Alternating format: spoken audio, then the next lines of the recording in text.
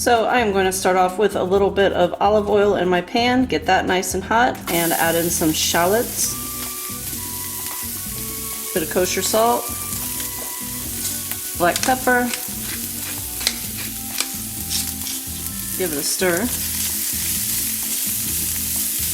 and we're just going to let those cook for about a minute. I got a little bit of color on those, so I'm going to go ahead and add in my mushroom. And I am on like medium-high heat, by the way.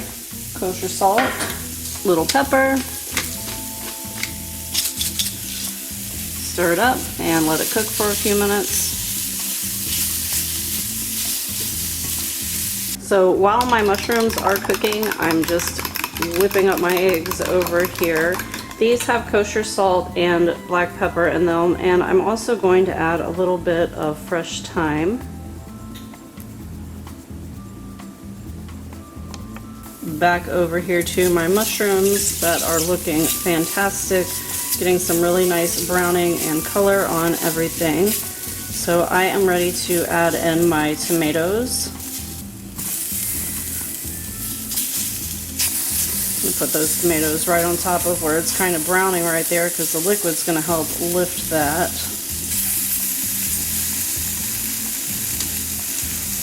Little pinch of salt, and I'm going to let those cook for just a few minutes.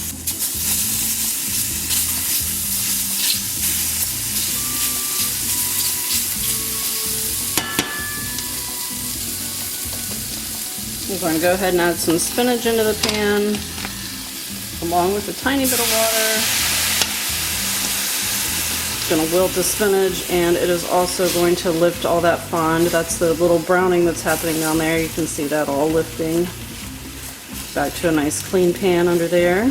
So I'm going to let this water cook out of there. That is gorgeous.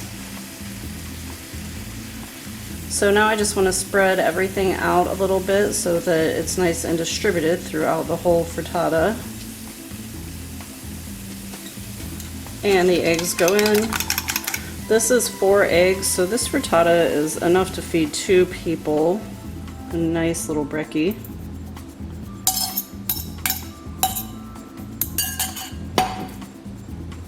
Poke! Okay, I'm going to turn my heat down to medium-low, and we're going to let this cook for a couple of minutes. What we're looking for is the edges to start to cook, and see these bubbles? They're going to start kind of coming up everywhere. Go ahead and get your broiler heating up as well. And I'm going to go ahead and add in some pieces of feta. I'm going to go ahead and turn my heat down to medium, medium-low, depending on your stove. So when it's looking pretty well set up from the bottom, you're going to put it under the broiler. You can kind of see the sides are setting up over here, and like if I do this, which I don't want to do it too much, but there's not a whole lot of liquid left on top, so this is going under the broiler.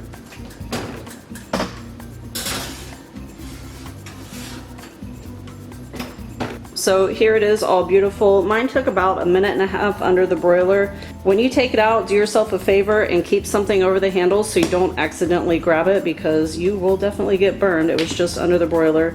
This is absolutely beautiful. You can see there's no liquid left in there. So next we want to just go ahead and loosen up the edges a little bit, like so.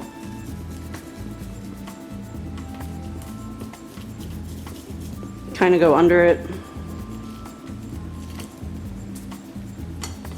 Beautiful.